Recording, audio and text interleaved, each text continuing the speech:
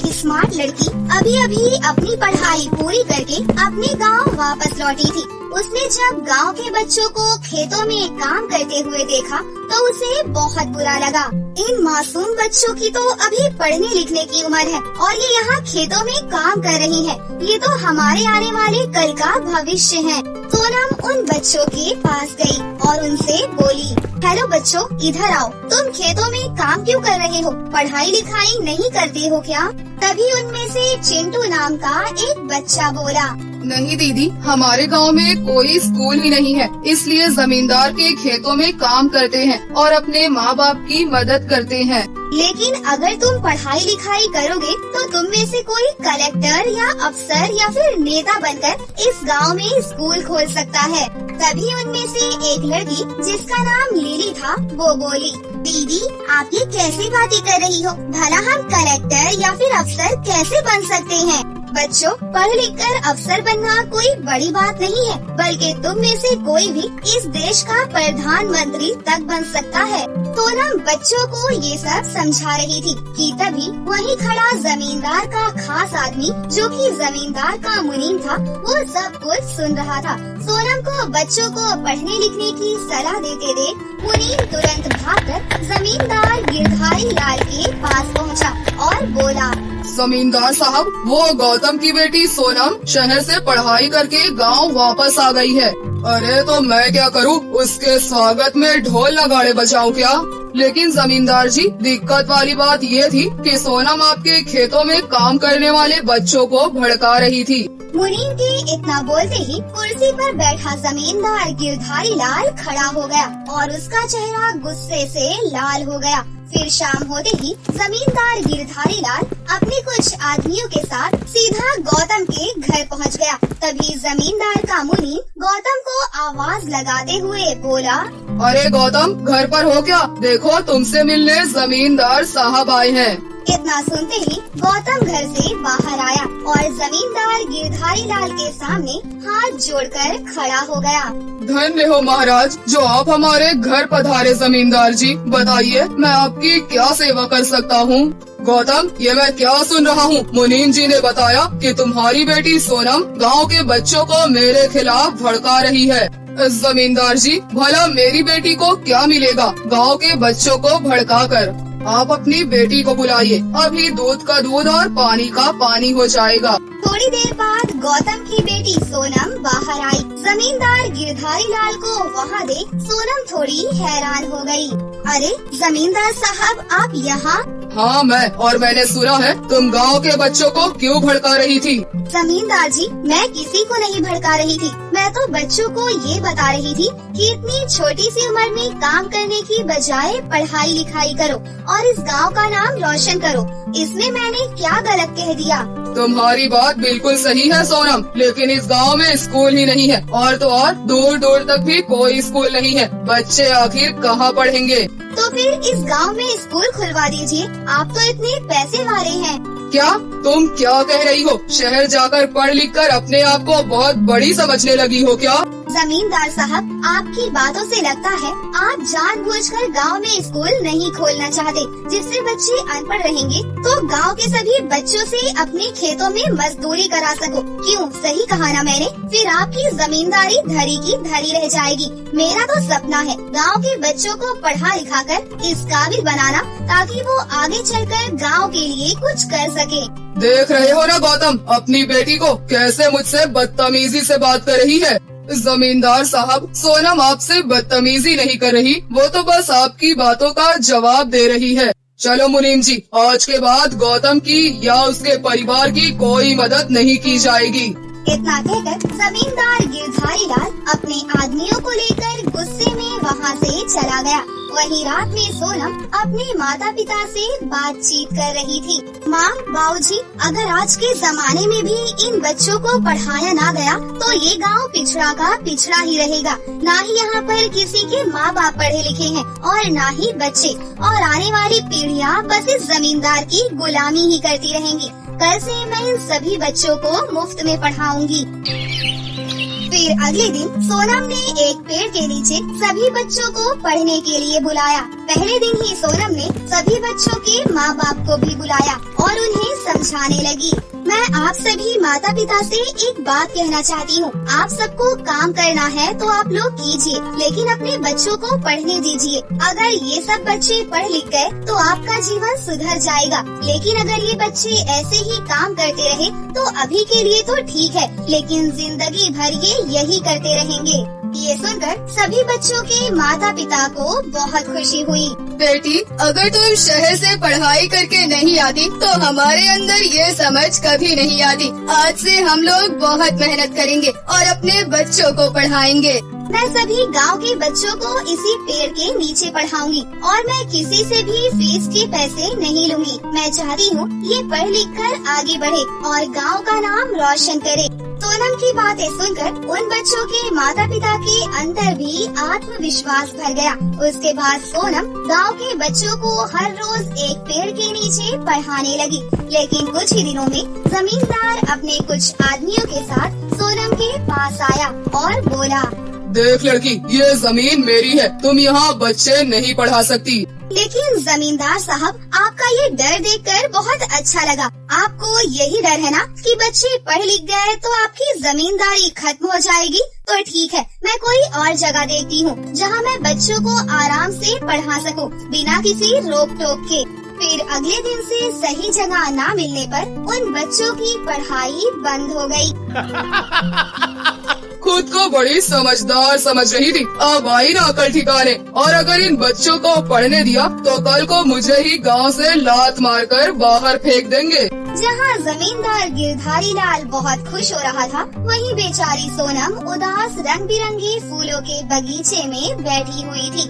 तभी सोनम ने जैसे ही एक फूल को हाथ लगाया तो अचानक से उस फूल से एक सुंदर सी परी निकलकर बाहर आई। कौन हो आप? मैं जमींदार की पत्नी हूँ। मैं भी अपने पति की तरह गांव वालों पर बहुत जुल्म करती थी, लेकिन मरने के बाद मेरी आत्मा को एहसास हुआ कि मैं बहुत गलत थी। इसलिए ऊपर वाले ने मुझे एक फूल बनने का श्राप दे दिया और प्रायश्चित करने के लिए ऊपर वाले ने मुझसे कहा कि जब कोई ऐसा इंसान तुम्हें छुएगा जो इस गांव का भला चाहता हो, तभी तुम्हारी मुक्ति होगी और उसके बाद तुम्हें उसकी मदद करनी पड़ेगी। तो आप मेरी मदद कैसे करेंगी? तुम इन सभी फूलों को इकट्ठा करके एक स्कूल बनाओगी। ऐसा कैसे हो सकता है? अरे सोनम, पहले के लोग घास फूस से ही झोपड़ी बनाकर रहा करते थे, तो तुम इन फूलों से स्कूल क्यों नहीं बना सकती? पहले तुम स्कूल बनाओ, फिर तुम मेरा चमत्कार देखना। सोनम पूरा दिन उन फूलों को इकट्ठा कर उसका एक बहुत सुंदर स्कूल बनाने लगी। पूरे दिन मेहनत करने के बाद एक सुंदर सा स्कूल रंग बिरंगे फूलों से बनकर तैयार हो गया। फिर अगले दिन से सोनम उन बच्चों को उसी स्कूल में पढ़ाने लगी। उस स्कूल को देखकर पूरा गांव हैरान हो गया। जब ये बात जमींदार गिरधारी लाल को पता चली तो वो बौखला गया। मुनीम जी, इस लड़की ने तो नाक में दम कर रखा है। इसने कैसे फूलों का स्कूल बना लिया? तुम मेरे साथ चलो और 1 घंटे में पूरा स्कूल गिरा दो। जमींदार और मुनीम जैसे ही अपने आदमियों को लेकर स्कूल गिराने पहुँचे, तभी वहाँ पर वही परी प्रकट हुई और बोली, रुक जाओ तुम सभी। मैं इस गांव के जमींदार की पत्नी थी और मैं भी गांव वालों पर बहुत जुल्म करती थी, लेकिन मेरे मरने पर ऊपर वाले ने मुझे मुक्ति नहीं दी। मेरे कर्मों की सजा मुझे मरने के बाद भुगतनी पड़ रही थी, लेकिन अब मैं परी बन चुकी हूँ। अब ऊपर वाले ने मुझे पश्चाताप का एक मौका दिया है। अब मैं सभी गांव वालों की मदद करूँगी जिससे मुझे मुक्ति मिल सके। अब अगर कोई भी इस स्कूल को गिराने के मकसद से जैसे ही स्कूल को हाथ लगाएगा तो उसे जोरों का करंट लगेगा और वो बच नहीं पाएगा। इसलिए सभी स्कूल से दूर ही रहना, इसी में तुम सबकी भलाई है। ये सुनते ही मुनीम अपने साथ लाए हुए आदमियों को लेकर वहाँ से भाग खड़ा हुआ, लेकिन जमींदार बोला, अरे नहीं, हमें माफ कर दो। आज के बाद मैं कोई गलत काम नहीं करूँगा। मुझे भी तो कल मरना है। जमींदार की माफी मांगते ही परी को भी मुक्ति मिल जाती है। वहीं दूसरी ओर अब गांव के सारे बच्चे फूलों के स्कूल में पढ़ने लगे। उस दिन के बाद से जमींदार गिरधारी लाल ने कभी सोनम को परेशान नहीं किया और सोनम हंसी खुशी बच्चों को परी के जादुई फूलों के स्कूल में पढ़ाने लगी। हर बुरा रास्ता किसी अच्छे मोड़ का इंतजार करता है। बस कदम बढ़ाओ बेझिझक, मंजिल खुद ब खुद रास्ता दिखा दे। एक दिन सोने और चांदी के दो जादुई चांद धरती की सैर कर रहे थे। तभी उन्हें धरती पर कुछ गरीब बच्चे दिखाई देते हैं। उन बच्चों की यूनिफॉर्म फटी पुरानी थी, साथ ही उनके पैर में जूते भी नहीं थे। उन बच्चों की बुरी हालत देखकर दोनों चांद को बहुत दुख होता है। ये बेचारे बच्चे कितने गरीब हैं। इनके पास पहनने के लिए अच्छे कपड़े भी नहीं है। यहाँ तक कि इन्हें नंगे पाँव स्कूल जाना पड़ता है। तुम ठीक कहती हो। इन बच्चों की हालत देखकर मुझे भी बहुत दुख हो रहा है। हमें इन बच्चों की सहायता करनी चाहिए।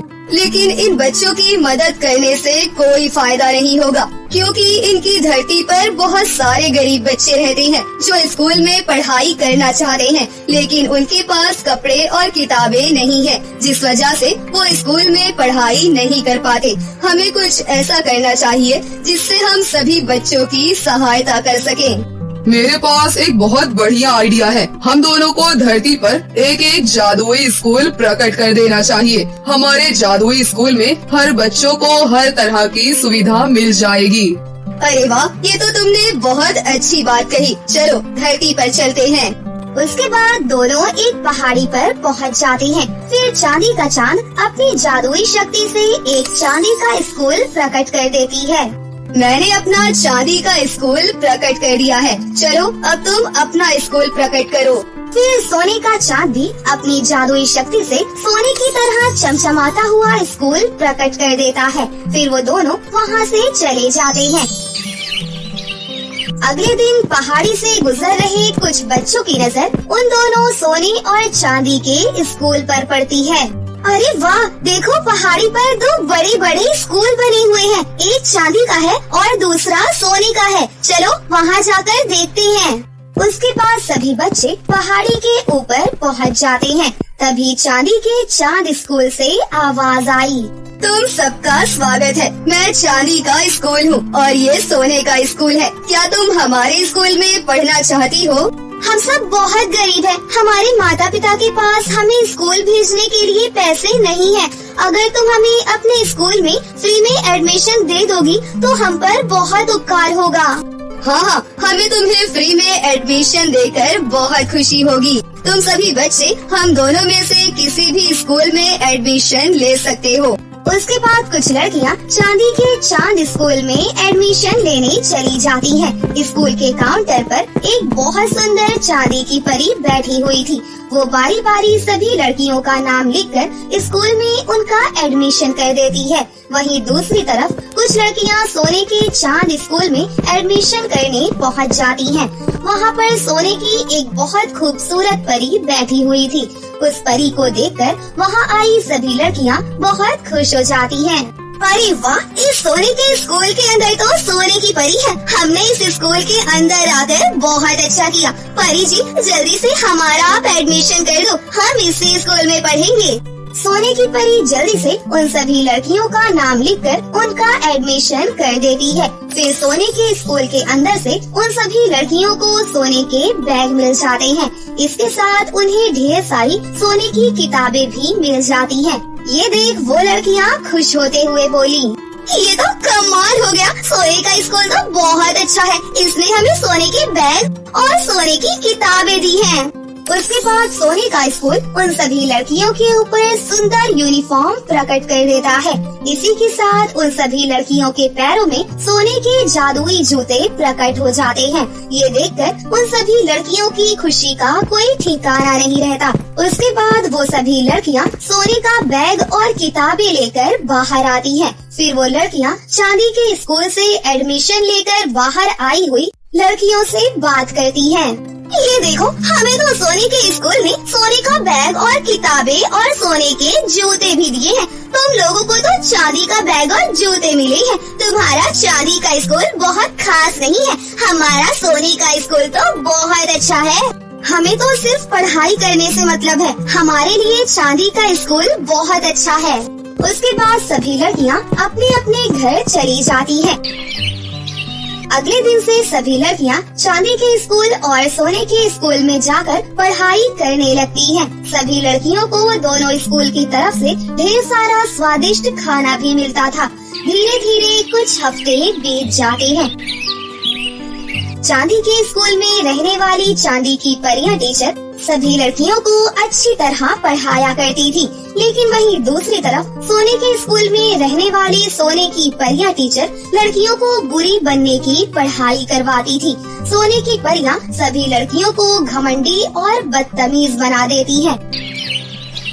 फिर एक दिन गांव की एक बूढ़ी औरत मटके में पानी लेकर जा रही थी। तभी अचानक उसका पैर फिसल गया और वो जमीन पर गिर गई और साथ ही उसका मटका टूट गया।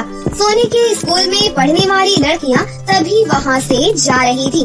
वो जोर जोर से उस बूढ़ी औरत का मजाक उड़ाने लगी। तभी वहां से गुजर रही चांदी के स्कूल में पढ़ने वाली लड़कियां ये सब देख लेती हैं।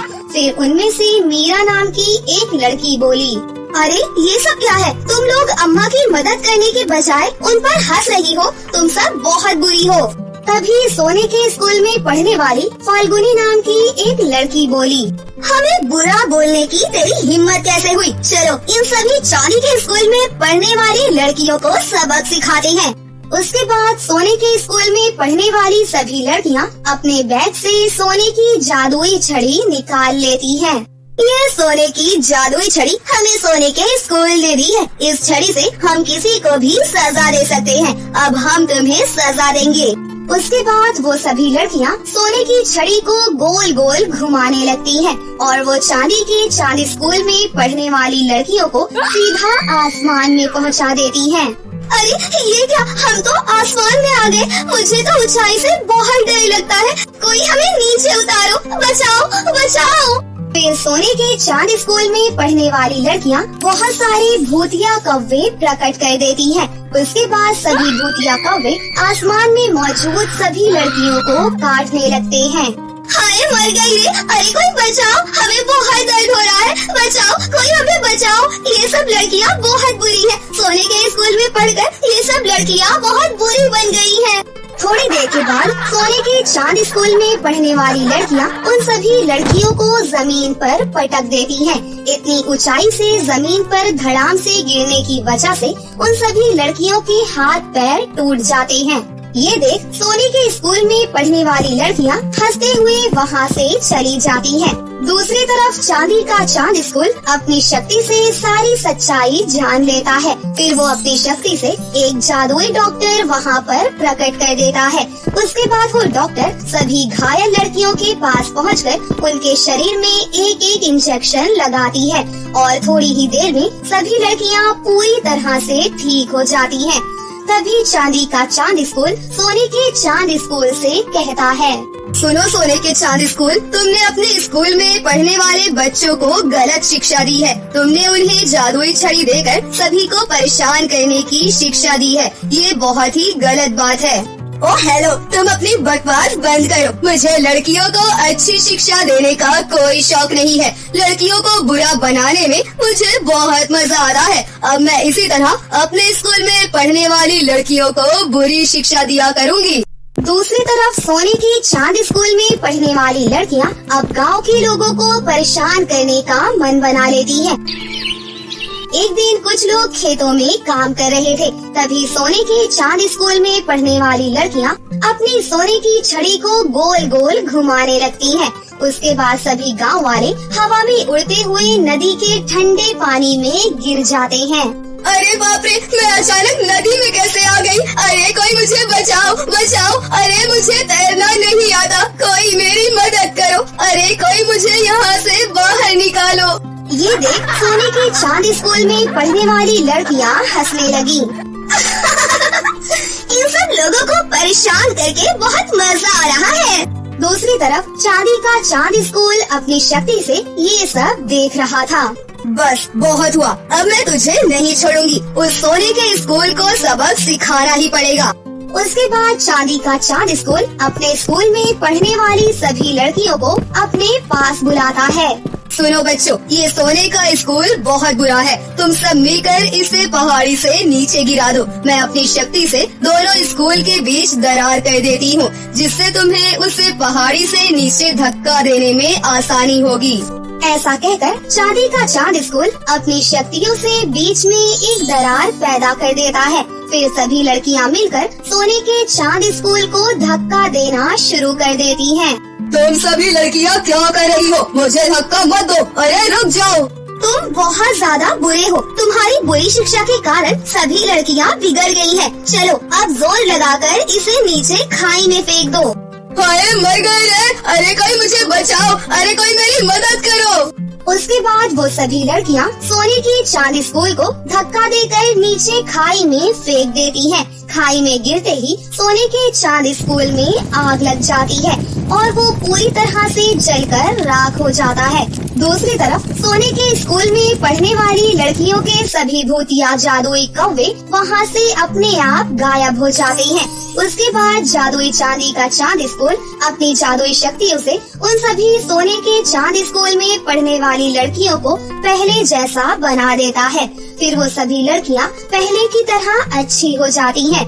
उसके बाद चांदी का चांद स्कूल अपने स्कूल में सभी बच्चों को अच्छी शिक्षा देते हुए पढ़ाना शुरू कर देता है। इस तरह सब कुछ ठीक हो जाता है और सभी लड़कियां चांदी के चांद स्कूल में मन लगाकर पढ़ाई करने लगती हैं।